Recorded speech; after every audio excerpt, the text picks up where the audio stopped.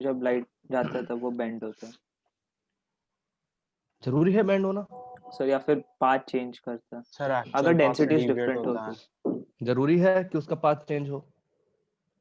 Sir नहीं, internal भी हो सकता मीडियम है। डिफरेंट होगा तो चेंज हाँ होगा। अगर मीडियम डिफरेंट होगा तो फिर चेंज होना जरूरी है। नहीं, नॉर्मल पे जाती तो नहीं होता। यस ठीक है। तो सबसे पहले हम कुछ इन जो है पॉइंट्स उनके ऊपर करते हैं, फिर बाद में बनाते हैं डेफिनेशन। रिफ्रैक्शन ऑफ लाइट, और you can say electromagnetic wave because light is also electromagnetic wave. तो सबसे पहले हम करते हैं, डिफाइन करते हैं लाइट को। हम कहते हैं कि ये हमारे पास में बाउंड्री है। क्या मतलब होता है बाउंड्री का?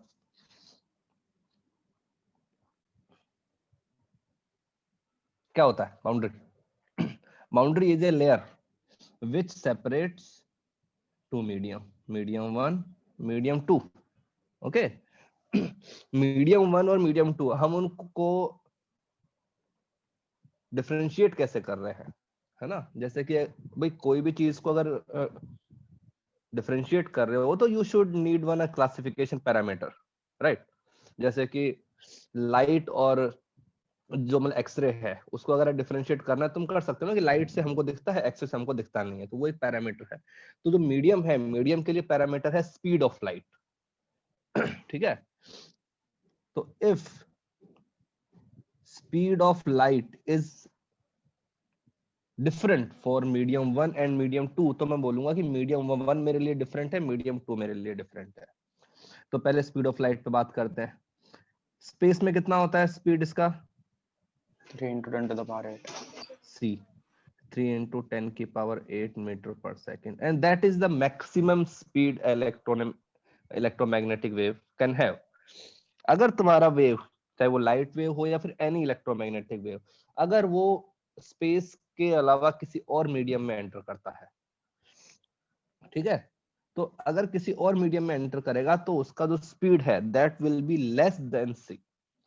तो इन एनी अदर मीडियम,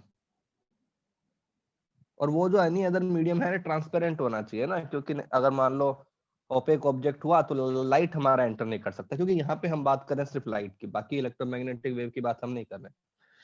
तो in any other medium speed is v, और ये जो v है this will always be less than c। तो यहां से एक हमने पैरामीटर किया डिफाइन, जिसको हमने बोला रिफ्रैक्टिव इंडेक्स, जिसको हम रिप्रेजेंट करते हैं म्यू बोलते हैं इसको। तो म्यू को हमने किया डिफाइन। म्यू एक नंबर है, तो म्यू एक ऐसा नंबर है जो कि मुझे बताएगा कि इस मीडियम में जो स्पीड है वो वैक्यूम के कंपैरिजन में कितना कम हो गया है, ठीक है, उसका रेशो। तो इसका जो आता है वो आता है speed of light in space, ठीक है, upon speed of light in medium. तो ये बताएगा कि उस मीडियम में, सपोज जैसे कि ग्लास की बात करें, ग्लास, इसके लिए जो म्यू होता है दैट इज 1.5। तो बताओ ग्लास के अंदर जो स्पीड होगा लाइट का वो कितना होगा? वो बताएगा कि वैक्यूम के कंपैरिजन में वो 1.5 टाइम्स कम हो गया है। तो क्या लिखोगे? 1.5 equal to c upon velocity in glass. तो वेलोसिटी इन अपना ग्लास कितना बन जाएगा? 2 into 10 की पावर 8 मीटर पर सेकेंड। ये हमारे पास में एब्सोल्यूट अपना वो है रिफ्रैक्टिव इंडेक्स है, क्योंकि हमने इसको स्पेस से कंपैरिजन किया है। तो हम बोल सकते हैं कि mu is always greater than 1, होगा ना? क्योंकि इक्वल यस, टू ये नहीं हो सकता। नहीं इक्वल टू नहीं लगा सकते ना। अगर तुमने इक्वल टू लगा दिया तो इसका मतलब क्या हुआ सर कि वही बोल स्पीड रहा हूँ ऑफ सर, वही बोल रहा हूँ सर कि वो 1 के इक्वल हो ही नहीं सकता, तो हम हो ही नहीं सकता, क्योंकि अगर 1 के इक्वल हो गया तो वो तो हमारा एक ही मीडियम बन जाएगा ना, डिफरेंट मीडियम ही नहीं बनेगा। हमने मीडियम को डिफरेंशिएट ही उस बेसिस पे किया है कि तुम्हारा जो स्पीड है लाइट का वो कैसा अलग अलग है। सॉरी, कोल्ड हो गया यार। तो ठीक है, तो हम क्या बोलते हैं, when A light coming from medium 1 suppose medium 1 से लाइट आ रही है, when it enters into medium 2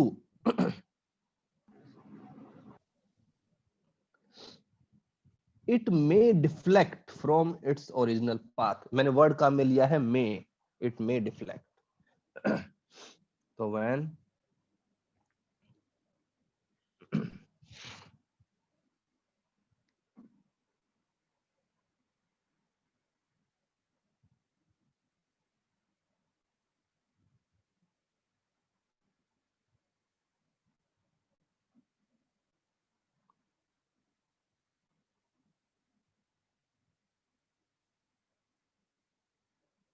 original path, क्यों?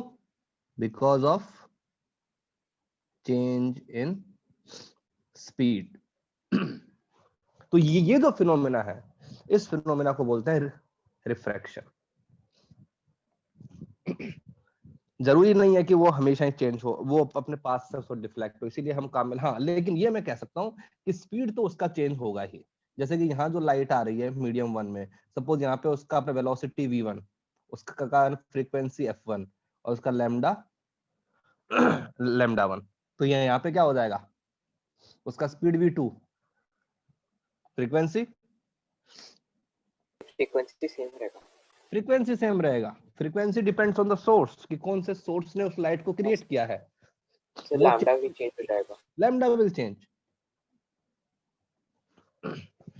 ठीक है, तो because we know that velocity equal to frequency into lambda, ये हमारे पास में रिलेशन होता है. If frequency is constant, velocity is directly proportional to lambda.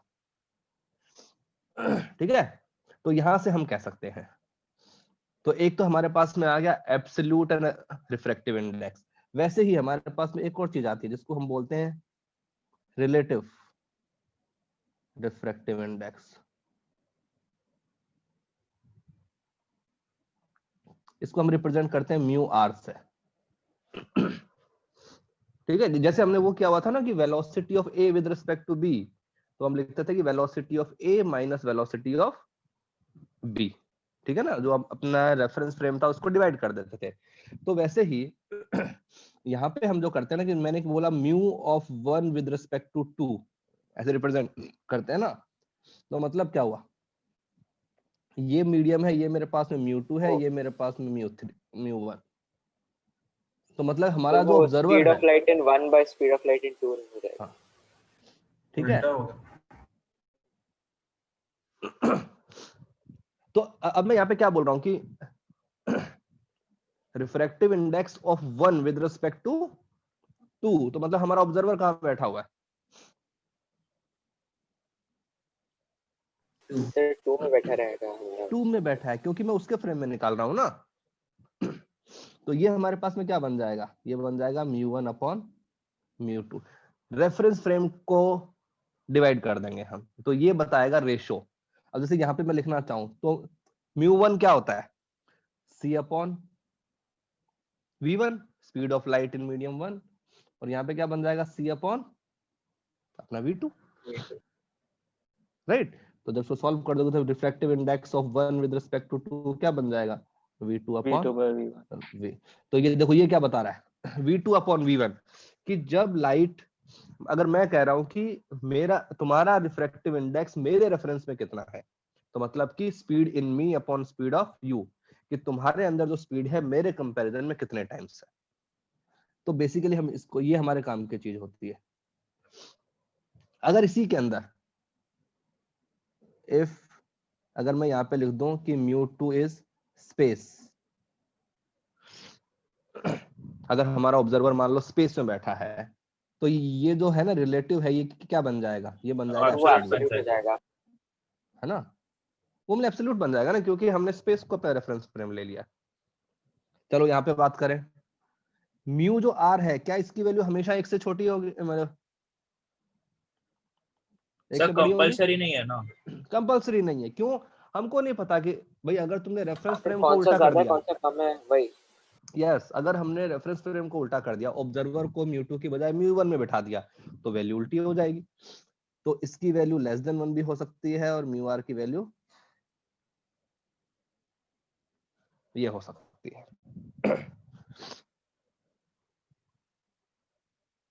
ठीक है, अब हमने दो चीजें और डिफाइन की, जैसे अपने बोलते हैं डेंसिटी वर्ड जो हम काम में लेते हैं, जैसे कि स्टोन का density is greater then density of क्या बोलते थे कॉटन, इसका मतलब क्या होता है?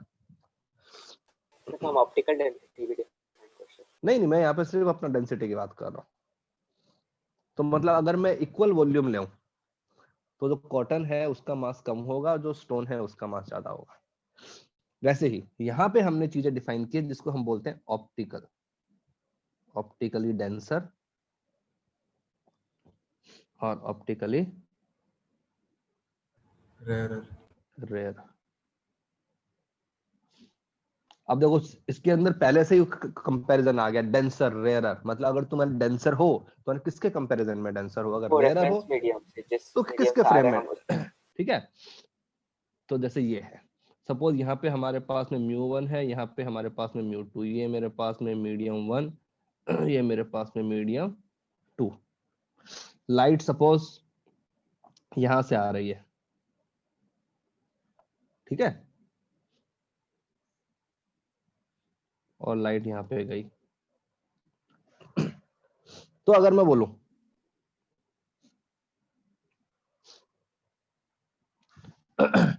तो अगर स्पीड ऑफ लाइट इफ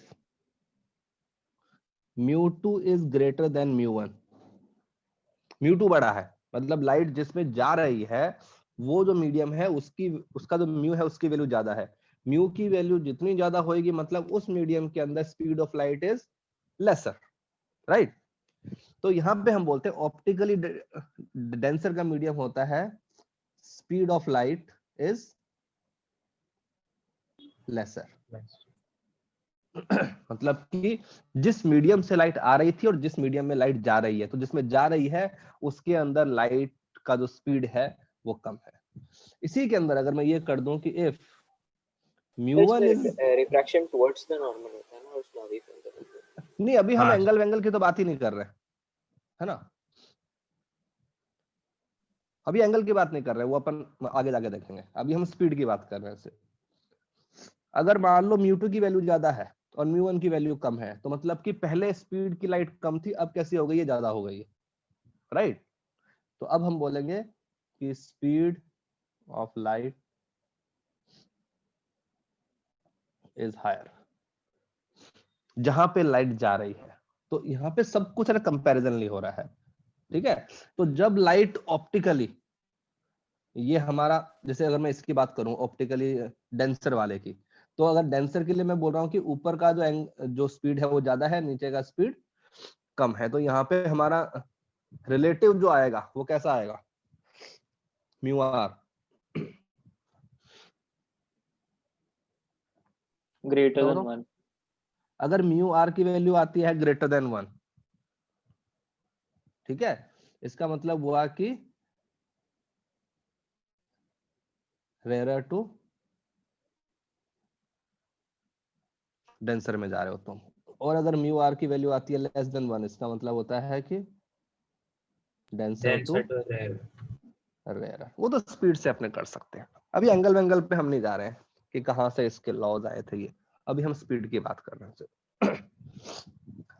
ये सब कुछ हो गया था, इसके बाद में हाइगेन्स थ्योरी आई थी वेव की, ठीक है। तो वो जो थ्योरी है वो एक्चुअली कैसे एक्ट करती है वो हम अपने इस वाले चैप्टर में नहीं करेंगे, वो जो अपना अगला चैप्टर आएगा ना वेव ऑप्टिक्स, उसके अंदर हम करेंगे। और उसके अंदर जो स्नेल्स लॉ है उसका एक्चुअल प्रूफ भी है कि स्नेल्स लॉ कहां से आया और कैसे आया और क्यों वो सही है। तो एक बार के लिए हम उसको छोड़ देते हैं, वो अपने अगले चैप्टर में करेंगे। तो यहाँ पे हम पहले करते हैं लॉज ऑफ रिफ्रैक्शन, ये तुमने पहले भी पढ़े हुए हैं, कोई न्यू नहीं है।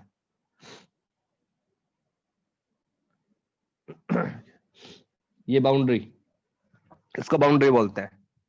जिस पॉइंट पे लाइट हमारे पास में इंसिडेंस हो रही है उसे क्या बोलते हैं, थोड़ा सा ऊपर, थोड़ा सा ऊपर,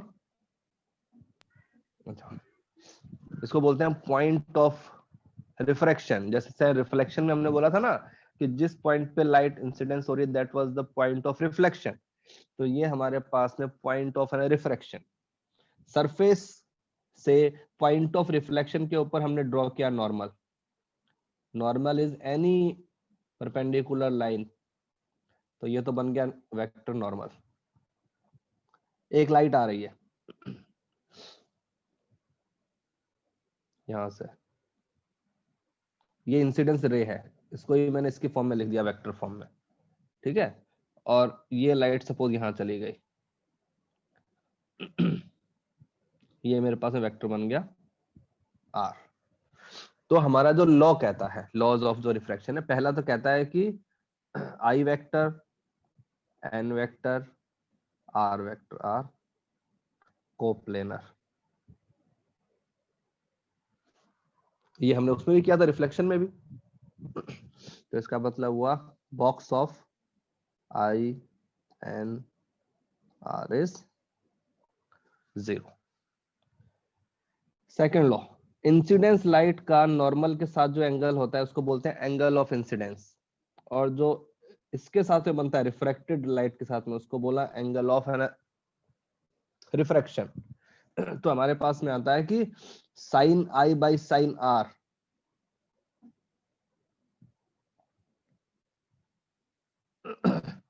साइन आर बाई जो साइन आई है, सपोज ये जो मीडियम है इसका जो अपना रिफ्रैक्टिव इंडेक्स है वो म्यू1 है, इसका जो रिफ्रैक्टिव इंडेक्स है वो म्यू2। तो ये हमारे पास में आता है म्यू रिलेटिव, और यहाँ पे क्या बनेगा म्यू रिलेटिव म्यू2 अपॉन म्यू1। या फिर अगर इसको सिंपल में याद रखना है तो ऐसे याद रखो, यहाँ का एंगल और यहाँ का म्यू, यहाँ का एंगल और यहाँ का म्यू, तो क्या बन जाएगा म्यू1 साइन आई इक्वल टू म्यू2 sine R. If I is 0, I is 0 मतलब कि light is coming along the normal, इसको बोलते हैं नॉर्मल इंसिडेंस।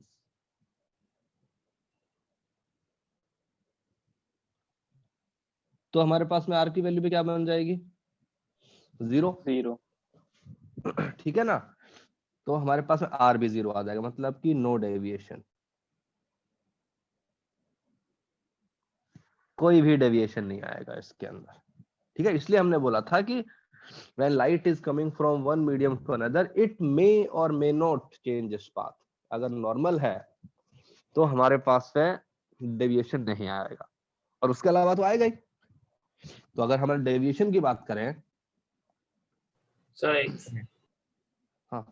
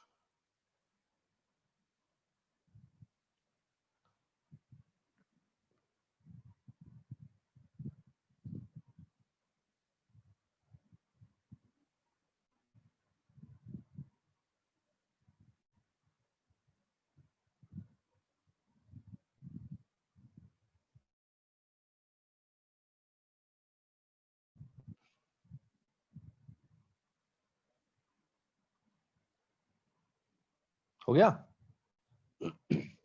हाँ सर हो गया। हाँ, फिर हमारे पास में आता है डेविएशन। क्या होता है डेविएशन का मतलब, जैसे हमने उसमें किया था रिफ्लेक्शन में, इसको हम अपने रिप्रेजेंट करते हैं डेल्टा से। बताओ बताओ। वो लाइट रे ओरिजिनल पाथ से कितना डिविएट हुआ है। यस, ओरिजिनल पाथ से कितना डिफ्लेक्ट हो गया। सपोज एक लाइट हमारे पास में यहाँ से आ रही थी, ये इसका पॉइंट ऑफ है ना रिफ्रैक्शन, ठीक है। ये एंगल सपोज हमारे पास में आई, और लाइट जब यहां से गई तो लाइट यहाँ की तरफ चली गई ऐसे, और ये एंगल हमारे पास में हो गया आर। तो अगर मैं यहाँ पे फाइंड करूं कि व्हाट इज द, इसको आई माइनस आर बोल सकते हैं क्या? अभी बताता हूं। ये इसका एक्चुअल पाथ था,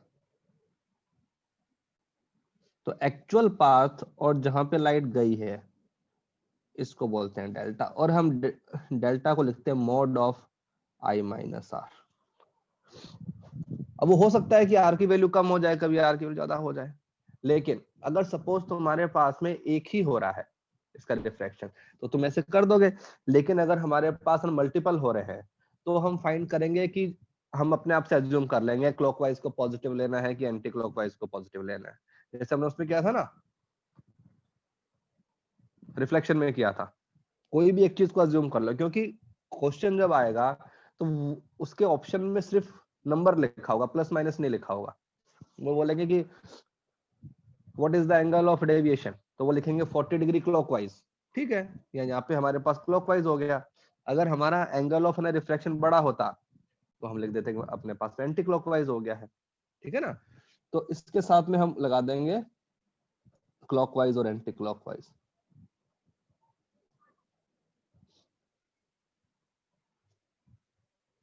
वो आगे की बात है, हमको पता होना चाहिए इतना हुआ, ठीक है। तो जैसे एक क्वेश्चन करके बताओ, सपोज हमारे पास में एक स्फीयर है,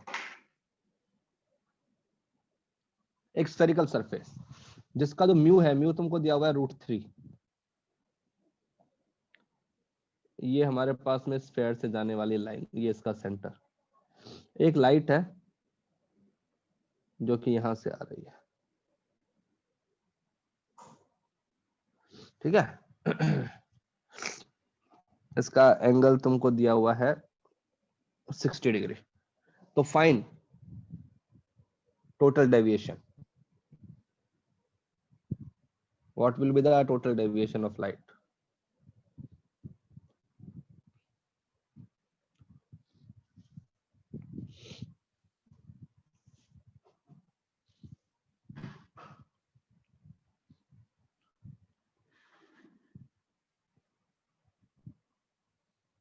सर अगर हमें सिर्फ म्यू दिया है तो हमें वो एब्सोल्यूट पकड़ना है।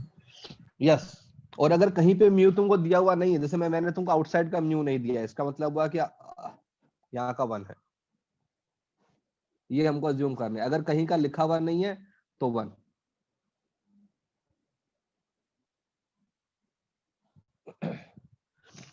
Find total deviation suffered by the light रे। अब तुमको खुद देखना पड़ेगा कि रिफ्रैक्शन कितनी बार होगा, 1 बार होगा, 2 बार होगा।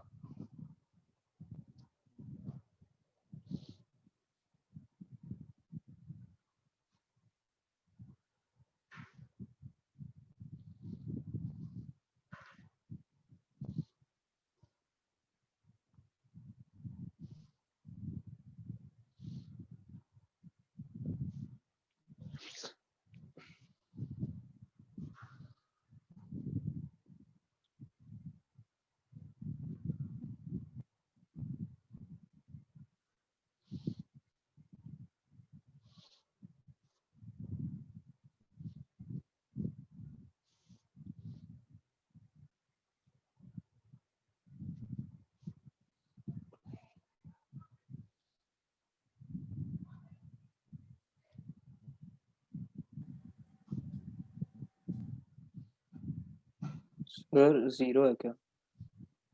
नहीं, 0 नहीं है। 60 डिग्री। हाँ, कितना है?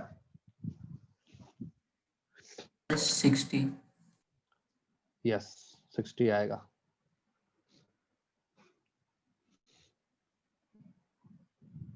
क्या है?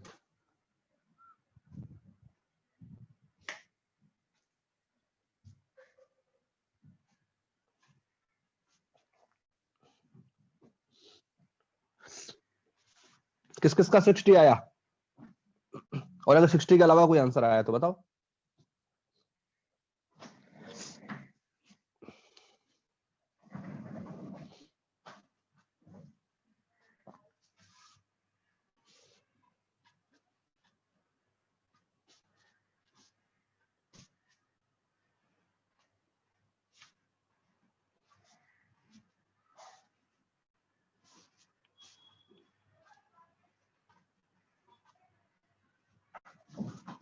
सर मुझे 30 आया 30 आया। Angle of okay deviation.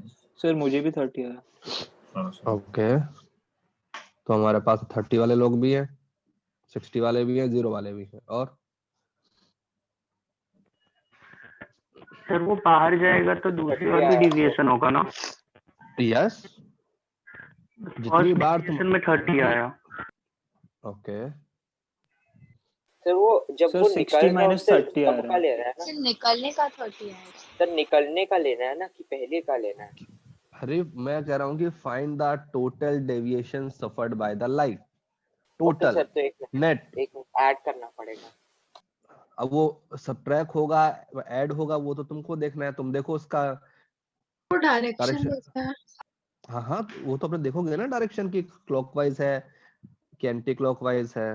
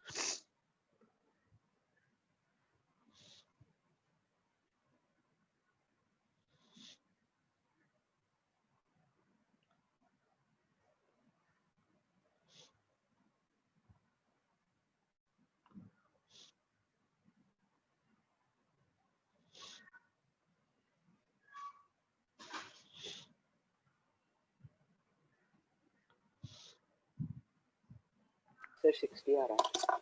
60। 0 वाले कौन थे? सर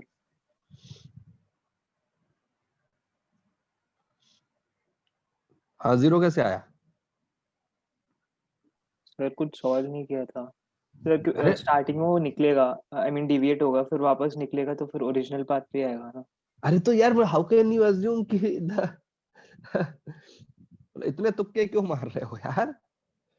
हाँ, नहीं नहीं, गलत बात है, ऐसे नहीं करना। तो पहले वो देखो, मेरे को पहले 30 आया था, बट फिर हमें ऐड देखो, करना, मतलब पहले पार्ट का भी लेना था, फिर add ये जो लाइन है, this line is normal because we know that any line which is passing through the centre is normal to the spherical surfaces. तो एंगल ऑफ द इंसिडेंस है दैट इज 60। यहाँ पे म्यू कितना है? 1। यहाँ पे म्यू कितना है? √3। अभी मैं अंदर वाला रे नहीं बनाऊंगा, पहले मुझे एंगल पता होना चाहिए। तो पहले मैंने फॉर्मूला लगाया, तो ये इस पॉइंट को सपोज मैंने बोल दिया P, तो मैंने बोला एट P। स्नेल्स लॉ लगाओ। क्या होता है स्नेल्स लॉ?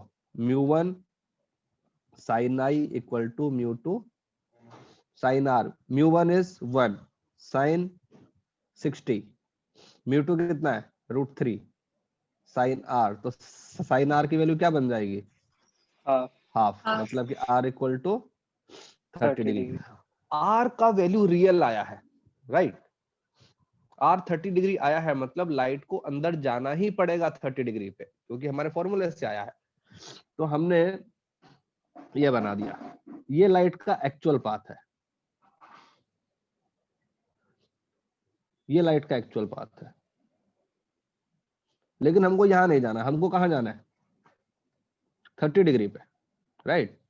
तो हम 30 डिग्री पे ले गए। ये लो, जब तक मेरा मीडियम चेंज नहीं होगा, light will travel in a straight line, right? ये लो, मैं यहाँ पे आ गया। अब ये पॉइंट आ गया मेरे पास में Q। अब पॉइंट Q जो है वो एक अपना बाउंड्री वाला पॉइंट है, उसके आगे का मीडियम अलग है और जो उसका इंसिडेंस मीडियम है वो अलग है। तो मतलब यहाँ भी रिफ्रैक्शन होगा। तो पहले यहाँ पे ड्रॉ करते हैं नॉर्मल। नॉर्मल कैसे आएगा? Any line which is passing through centre. ये बन गया मेरा नॉर्मल। बताओ इसका एंगल ऑफ इंसिडेंस कितना होगा ये वाला?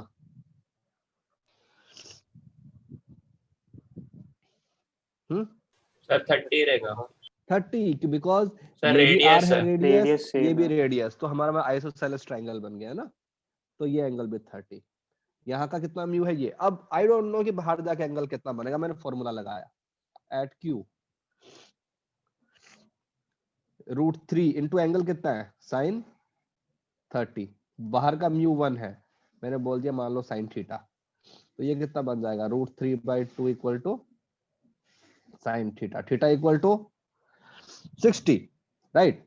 तो मतलब कि जो लाइट है उसको यहां जाना था, लेकिन वो यहां नहीं जाएगी क्योंकि वो एंगल 30 है, वो कहां जाएगी, वो नीचे जाएगी थोड़ा सा, और ये कंप्लीट एंगल कितना हो गया 60। तो ये तो छोटू सा एंगल है, ये कितना हो गया 30, यहाँ भी ये छोटू सा एंगल 30, तो ये तो हो गया Δ1, ये हो गया मेरे पास में Δ2। दोनों ही जो डेल्टा है उनका जो सेंस है वो सेम है, क्लॉकवाइज है ना दोनों ही। तो if both are in the same direction तो हम बोलेंगे total deviation is Δ1 plus Δ2, that is 60 degree.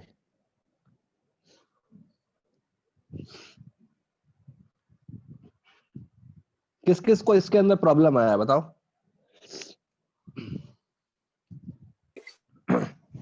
Sir मुझे साइन टूल में थोड़ा कंफ्यूजन है।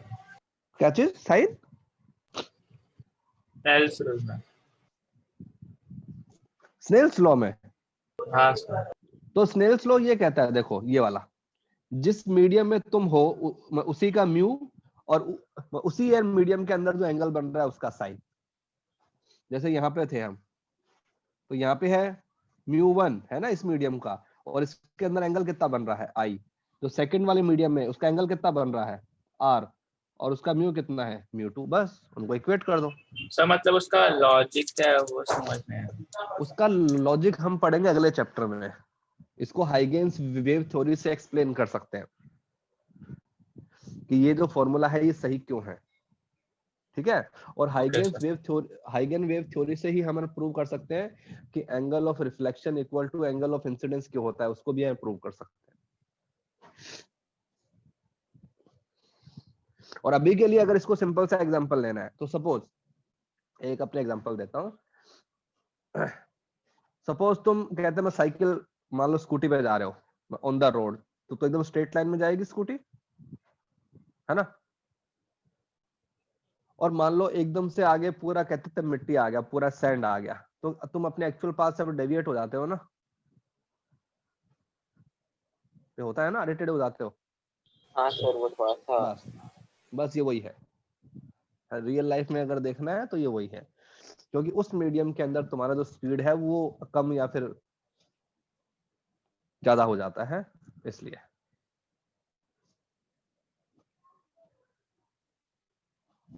और कुछ? सर आपने अभी लास्ट में कुछ बोला था ना कि अगर सेम डायरेक्शन है तो ये डेविएशन ऐड हो जाएगा।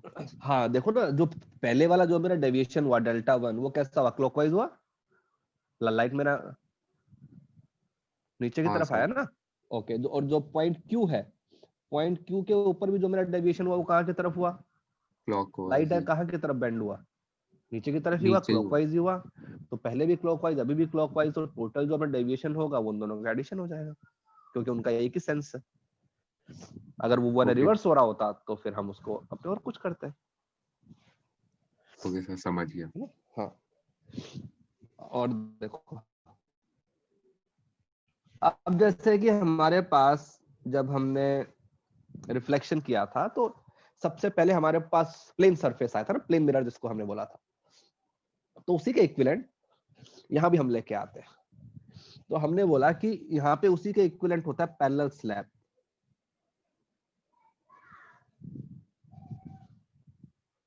तो सपोज हमारे पास में एक स्लैब है, पैरेलल स्लैब, मतलब कि दोनों जो सरफेस है इसके वो कैसी है, पैरेलल।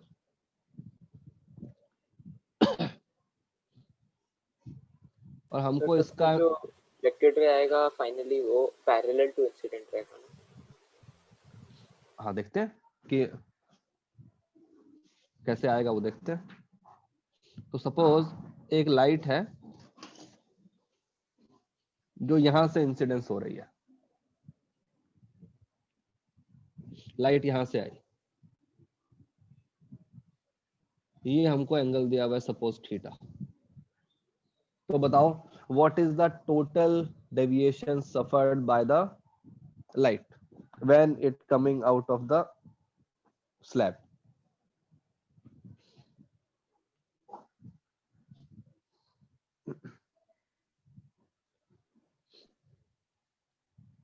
सपोज इसका तुमको दिया हुआ है ये दिया हुआ है म्यू दिया हुआ है, उसका थिकनेस होगा टी दिया हुआ है।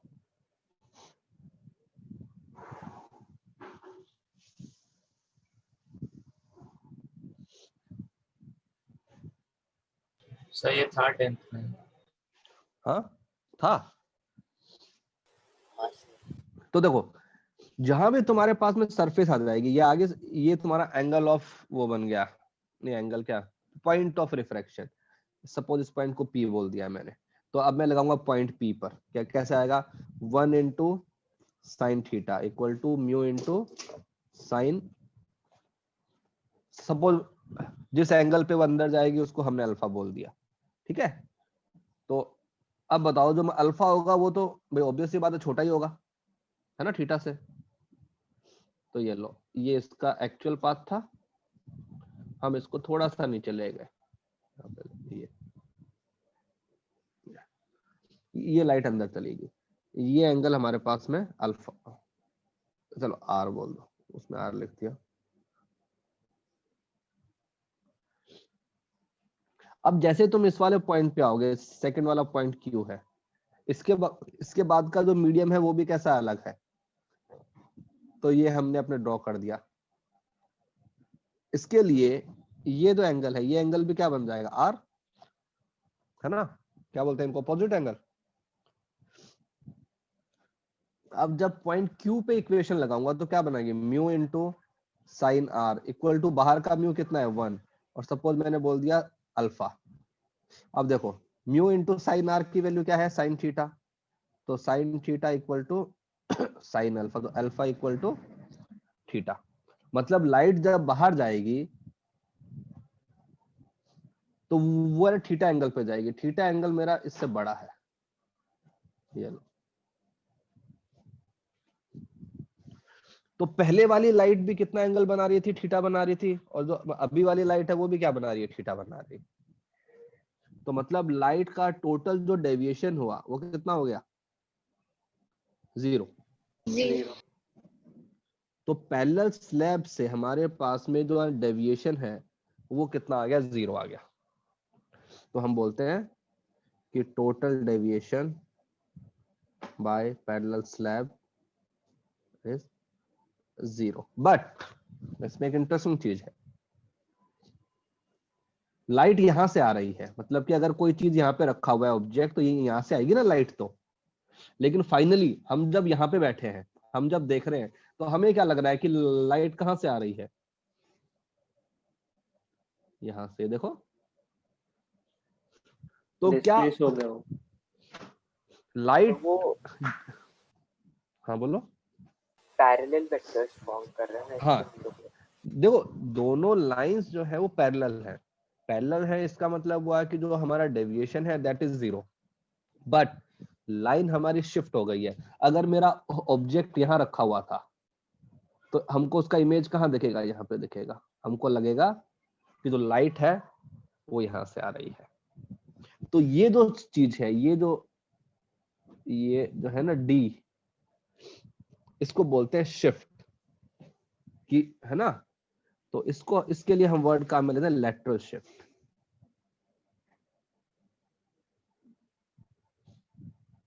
कि जो लाइट है वो अपने पास से कितना शिफ्ट हो गई है, ऑल्दो उसके अंदर डेविएशन नहीं आया है, but light has shift, right. तो कोई भी पैरेलल लाइंस के बीच में अगर डिस्टेंस निकालना होता है तो परपेंडिकुलर डिस्टेंस फाइंड करते हैं ना। तो चलो करते हैं, निकाल सकते हो पैरेलल शिफ्ट।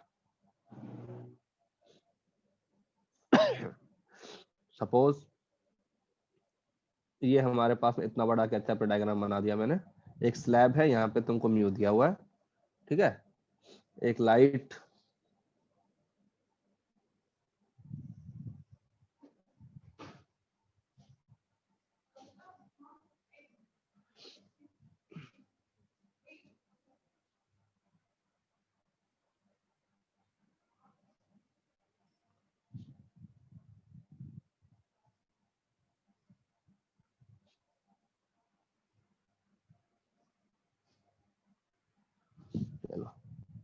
ये एंगल हमारे पास में आई, ये एंगल हमारे पास में आर, ये एंगल आर है तो ये एंगल भी आर है, और ये एंगल आई। इसका तुमको थिकनेस दिया हुआ है T. So can you find the lateral shift in terms of I R and theta, I R and mu? Try करो।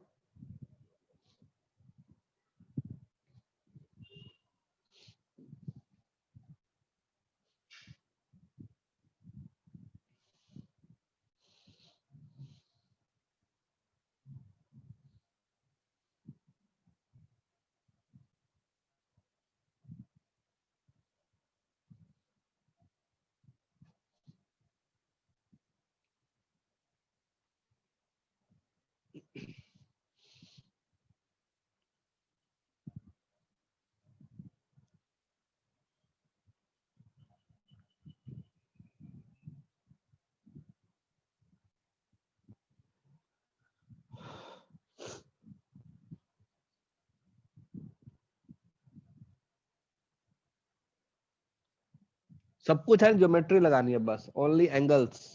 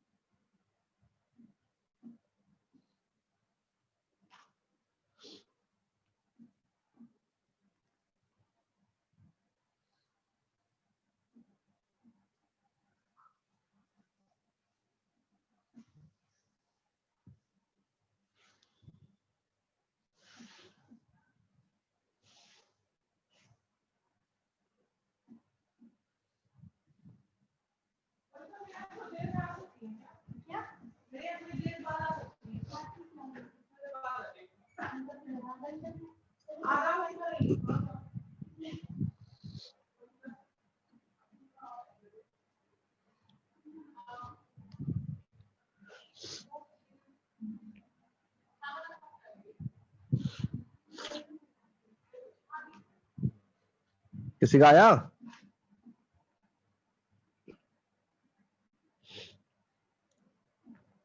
अदिति? सर मैं हो गया था, निकालना क्या है?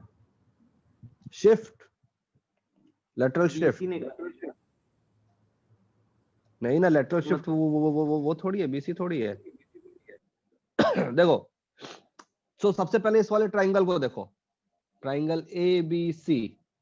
इसमें हमको एंगल पता है आर है, और हमको ए बी साइड पता है, that is the thickness of the slab. तो what will be A C? A C बन जाएगा T upon cos R, right? Hypotenuse है ना वो।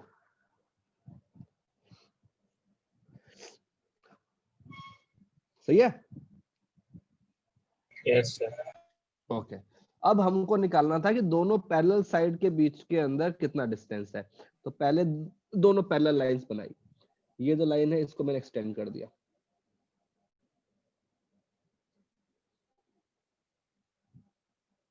ये, और इस पॉइंट से इसके ऊपर डाल दिया परपेंडिकुलर। ये लो, ये भी एंगल 90, ये भी एंगल 90।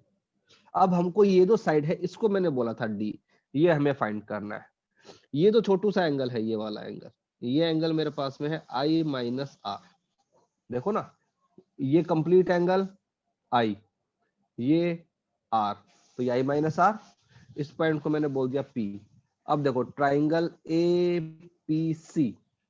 एपीसी के अंदर एक एंगल मुझे पता है आई माइनस आर, और ये मुझे साइड पता है, तो इसकी वैल्यू आ जाएगी डी की वैल्यू, तो डी बन जाएगा T upon cos R sine I minus are.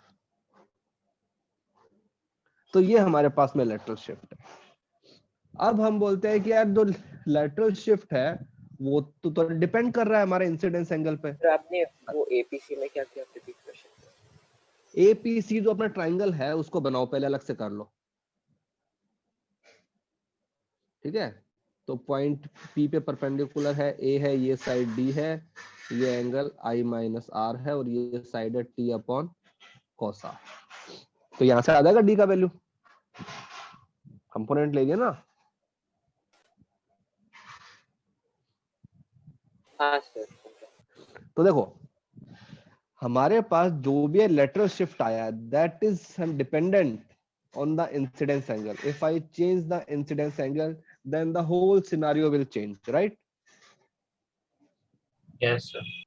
Yes. तो इसलिए थोड़ा सा प्रॉब्लम है, इसलिए इसके ऊपर कभी क्या होता है क्वेश्चन आता नहीं है, क्योंकि भाई एंगल ऑफ इंसिडेंस अलग अलग होगा तो हम फाइंड ही नहीं कर सकते। लेकिन अगर मैं इसी के अंदर कर दूं, अज्यूम फॉर पैराक्सियल रेज, कि क्या होती है पैराक्सियल रेज? पैरेलल हिट करती है। नहीं, angle focus R I by is very small, जिनके लिए इंसिडेंस एंगल जो होता है वो बहुत छोटा होता है, राइट? याद है? Yes sir. हाँ सर। हाँ, तो उनके लिए हम इनको काम में ले सकते हैं, उसके लिए फॉर्मूला डिराइव हम कर देंगे थोड़ी देर बाद में। तो अनटिल अनलेस हमारे पास में पैराक्सियल रेज हो, हमारे लिए कोई स्टैंडर्ड फॉर्मूला है नहीं ऐसा, है ना। हमारे जो भी फॉर्मूले हैं वो पैराक्सियल रेज के लिए बनते हैं। तो इस फॉर्मूले को याद करने की जरूरत नहीं है, नो नीड टू रिमेम्बर, क्योंकि अगर मान लो ऐसा क्वेश्चन एग्जाम में आ भी गया तो then you have to whole thing you have to derive, याद करने की जरूरत नहीं है, ठीक है। ओके, तो ये हमने क्या कर दिया, डेविएशन ये कर दिया। हाँ, suppose reflection from an multiple slab, suppose हमारे पास मल्टीपल स्लैब्स है,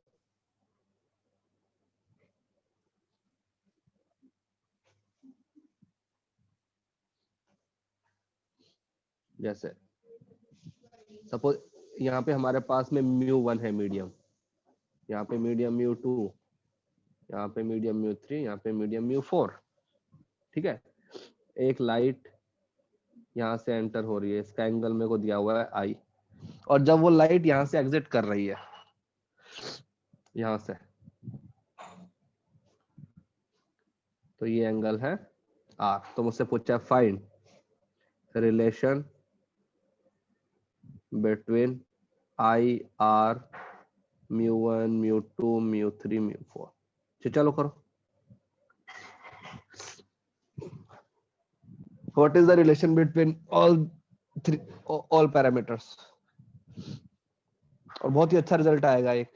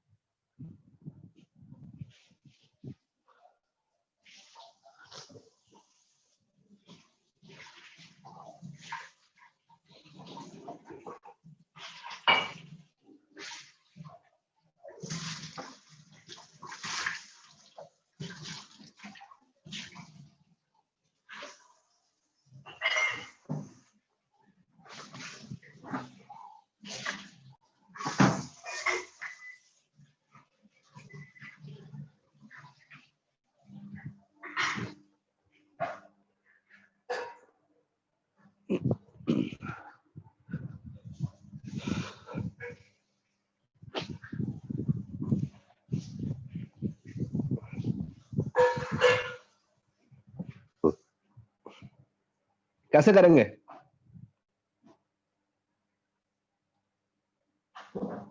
अदिति,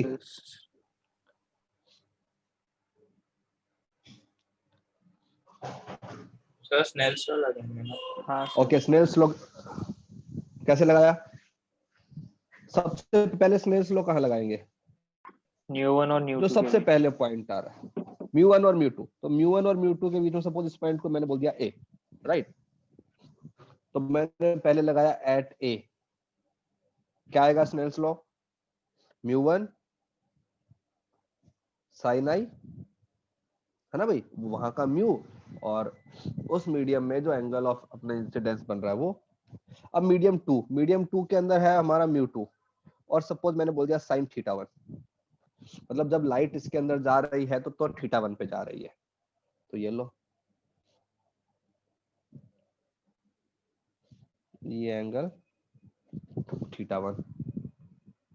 अब इसके बाद लाइट आ गई है पॉइंट बी पे आ गई है, अब क्या करोगे पॉइंट बी पे?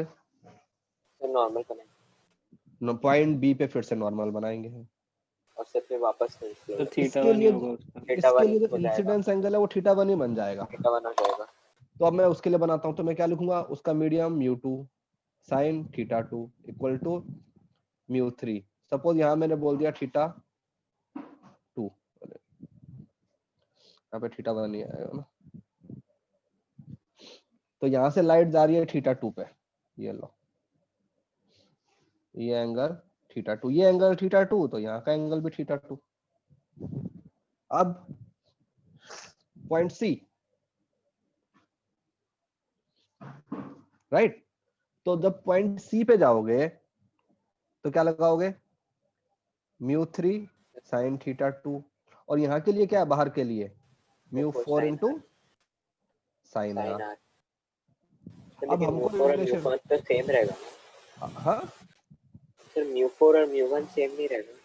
क्यों? वो तो हमारी मर्जी है ना कि क्या देना है। ओ मतलब ओके, ठीक है, तो देखो ये और ये सेम है, ये और ये सेम है, इसका मतलब क्या हुआ कि μ1 sin i should be equal to μ4 sin r।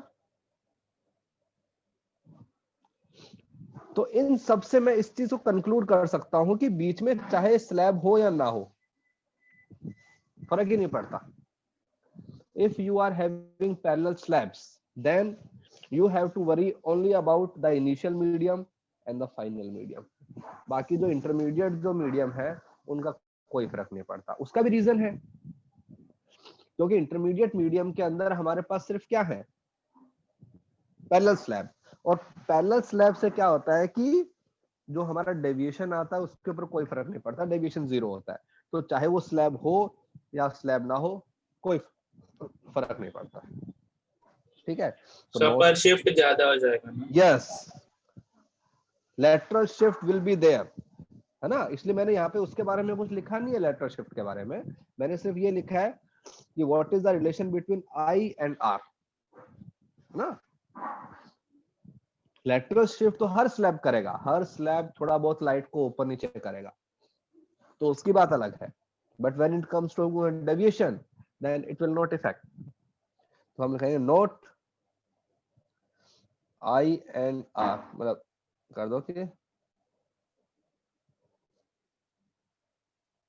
we can apply Snell's law at initial and final medium। बस जो इंटरमीडिएट वाले हैं उनके ऊपर लगाने की हमको जरूरत ही नहीं है।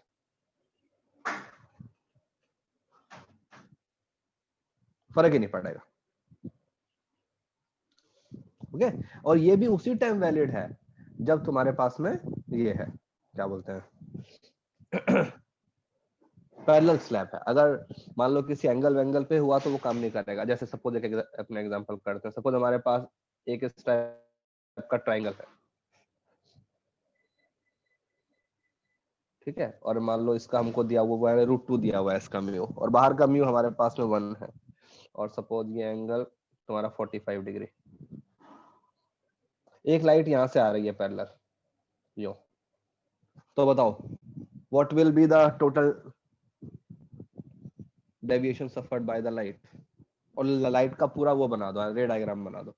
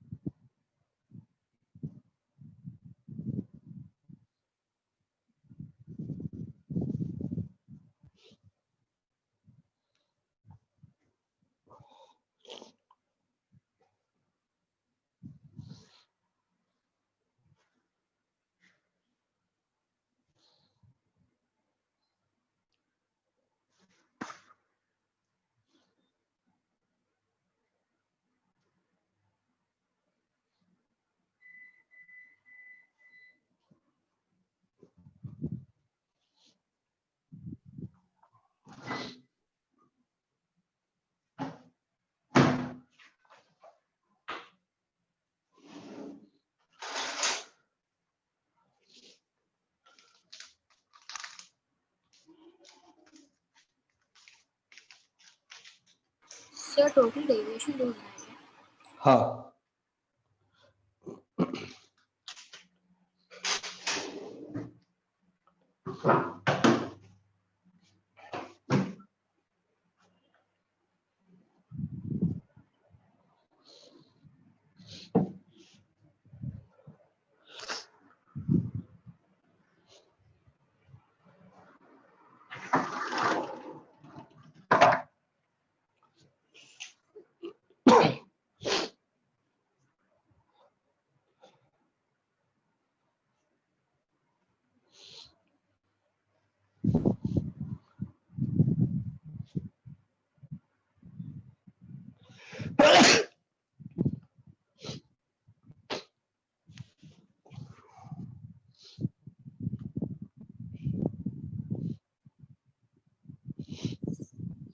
सर जहाँ पे सर्कल ना हो वहाँ पे नॉर्मल कैसे बनाते हैं, मतलब कुछ रेफरेंस नहीं, परपेंडिकुलर 30 लाइन डिग्री है। भाई, तो जैसे मतलब वर्टिकली बनाएंगे पूरा। अरे 30 है। कोई भी सरफेस के ऊपर जैसे कि यहाँ पे देखना है। हाँ हाँ सर, समझ गया, मैं समझ गया। हाँ, तो यहाँ पे मैंने इसको बना दिया परपेंडिकुलर लाइन, ये है मेरा नॉर्मल। ठीक है, अब एंगल देखते हैं। ये इसका एक्चुअल पाथ, ये एंगल 45 डिग्री है। ठीक है, तो ये एंगल 45 डिग्री है, तो ये एंगल 45 डिग्री, ये 45 तो ये 45। तो एंगल ऑफ जो मेरा इंसिडेंस है कितना हो गया? 45। तो अब मैं इस पॉइंट पे स्नेल्स लॉ लगाता हूँ, तो क्या आएगा? वो 1 into sine 45 degree equal to √2 into sine theta. तो साइन थीटा मेरे पास बन जाएगा half theta equal to 30 degree. मतलब लाइट जब इसके अंदर घुसेगी, लाइट जब हमारे इस के अंदर जाएगी तो 30 डिग्री पे जाएगी विद द नॉर्मल। ठीक है, तो ये नॉर्मल है, इसके साथ में 30 डिग्री पे गई। अब यहाँ पे होगा, फिर से होगा, तो यहाँ का जो है नॉर्मल वो तो हॉरिजॉन्टल। 45। अब बताओ कि इसके लिए मैं इंसिडेंस एंगल कितना है? सर वही जो उसका रिफ्लेक्टेड एंगल था ना। क्यों? उसका नॉर्मल और इसका जो है नॉर्मल वो तो अलग अलग है ना सर 15 डिग्री। देखो, तो इसके लिए हमको आना चाहिए, पूरा ज्योमेट्री आना चाहिए। देखो ये देखते हैं, वो एंगल 45 पे आ रही थी। ठीक है, और ये जो लाइट गई है, ये जो यहाँ गई है, ये गई है 30 डिग्री पे, मतलब ये वाला जो एंगल बना है, येलो वाला जो मैंने किया डार्क किया है, ये एंगल है कितना मेरा 30। तो इसके जो ऊपर वाला पार्ट है, ये वाला जो पार्ट है, ये कितना बन गया 15, तो वो 15, तो ये 15। तो इस ट्राइंगल मतलब जब लाइट इसके ऊपर इंसिडेंस करेगी तो ये है इंसिडेंस एंगल, और ये जो इंसिडेंस एंगल है ये कितना 15 डिग्री। ठीक है, समझ में आया सबको ओवर 15 डिग्री कैसे आया? Yes sir. तो अब 15 डिग्री आ गया, मैं लगाऊंगा कि √2 इंटू साइन 15, ठीक है, शुड बी इक्वल टू, बाहर का मीडियम है 1 इंटू साइन थीटा। ठीक है, तो यहां से हमारे पास कुछ ना कुछ तो आ ही जाएगा। 15 डिग्री की वैल्यू आप किससे निकालते हैं? साइन 45 माइनस 30 आता है, sine A minus sine B, sine A minus sine B क्या होता है? √2।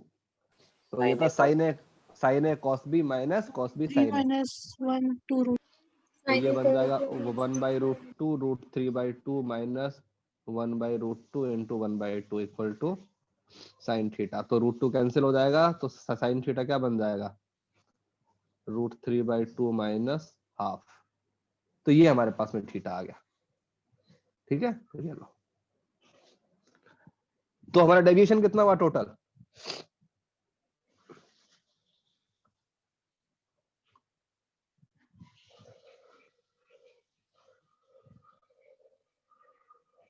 हमें कितना हुआ टोटल डेविएशन? पहले वाले पॉइंट पे कितना डेविएशन हुआ? Δ1 15 डिग्री। कहां की तरफ? ऊपर या नीचे? नीचे है ना, डाउनवर्ड। फिर हमारे पास में हुआ Δ2, उसके अंदर भी लाइट क्या हुई है? नीचे की तरफ आई है, कितनी? Theta minus 15। अबे थीटा माइनस 15 ना, थीटा जो मेरा है वो 15 डिग्री से बड़ा है। यहाँ पे देखो ना, अभी इन दोनों को ऐड कर दो बस।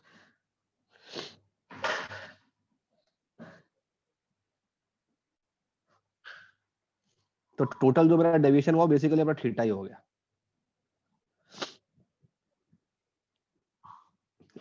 ये वाला थीटा, ये यहाँ से जो थीटा आया।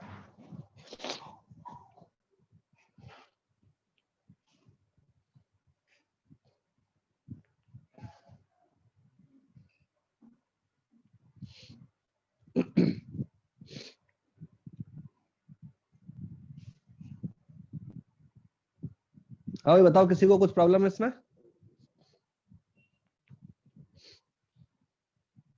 हाँ भाई, डेविएशन वाली चीजों में।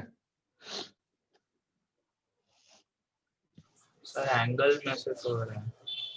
अच्छा देखो, अगर तुमको एंगल बनाने हैं तो सबसे एक दो अच्छी चीज है ना, बड़े बड़े बनाओ डायग्राम। अगर तुमको अपने ट्रायंगल ये कैसे पता कि नहीं सर, वो मॉड हमने निकाला कैसे? हाँ तो चलो अभी देखते हैं। लाइट कहाँ से आ रही थी? यहाँ से आ रही थी ना, ये आ रही थी। सर एंगल फाइंड करने में नहीं, वो एंटी क्लॉकवाइज क्लॉकवाइज वो सब। हाँ वही। तो इस पॉइंट के ऊपर हमने ये कर दिया, ड्रॉ कर दिया नॉर्मल, राइट। ये एंगल 45 दिया हुआ था तुमको, तो अगर ये 45 दिया हुआ है तो ये तो कह सकते हो ना कि ये एंगल 45, तो ये एंगल भी 45। तो एंगल ऑफ इंसिडेंस कितना हो गया? 45। लाइट का जो एक्चुअल पाथ है वो ये है, और ये है उसका नॉर्मल। हमको और कितने डिग्री पे जानना है नॉर्मल से? 30 ना। यहाँ पे देखो हमने जो फॉर्मूला लगाया था इसके अंदर हमारा एंगल कितना आ गया था? 30 डिग्री। तो मतलब मुझे इस लाइन से यहाँ जाना है, और ये जो एंगल है, ये एंगल कितना है? 30। ये एंगल 30 है, तो मेरी लाइट ये यहां से हो गई है ना deviate. This angle is 15 degree, so Δ1 is 15 degree. कैसा? यहाँ की तरफ वाला, राइट। Yes sir. अब मैं यहाँ पे आया, इसके लिए जो एंगल ऑफ इंसिडेंस है वो कितना हो गया? 15 डिग्री हो गया। Yes sir. ये इसका एक्चुअल पाथ। अब जब मैंने सॉल्व किया तो मेरे पास में ये आ गया एंगल थीटा। ये एंगल ऑब्वियसली 15 डिग्री से तो बड़ा ही है, क्योंकि बाहर का म्यू कम है ना, म्यू कम होता है तो एंगल बड़ा होता है। तो ये लाइट यहाँ की तरफ आ गई है, ये कंप्लीट एंगल थीटा है, तो डेविएशन कितना हुआ, ये हुआ ना, इतना सा हुआ डेविएशन, तो ये वाला पार्ट, और ये एंगल कितना है, थीटा माइनस 15 डिग्री। कहाँ की तरफ हुआ है, ये भी जो डेल्टा 2 है वो कितना हुआ है, थीटा माइनस 15 डिग्री। कहाँ की तरफ, वो भी यहाँ की तरफ ही हुआ है। तो देखो डेल्टा 1 और डेल्टा 2 दोनों का जो सेंस है वो सेम है। हाँ सर। दोनों का सेंस अगर सेम है तो हमने उन दोनों को ऐड कर दिया। तो जितना बड़ा डायग्राम बनाओगे उतना क्लियरली समझ में आएगा। यहाँ पे डायग्राम छोटा था तो पूरा कुचर मुचर हो गया, यहाँ पे सब कुछ सही है। तो मैंने लिखा कि टोटल जो डेविएशन है वो बन जाएगा 15 degree plus theta minus 15 degree. तो थीटा, और थीटा क्या है, साइन इनवर्स, यहाँ पे देखो इसके वाला √3 - 1/2। फाइन। हाँ सर, समझ में। चलो भैया आज इतना ही करेंगे, मुझसे और हो नहीं पा रहा है, कोल्ड बहुत ज्यादा है। ठीक है, तो इसका थोड़ा सा प्रैक्टिस करना, बाकी अपने मंडे ट्यूसडे जो अपनी क्लास होगी उसमें करते हैं। ठीक है, ओके, चलो bye bye. Sir get well soon. हाँ गेट वेल, थैंक यू भाई।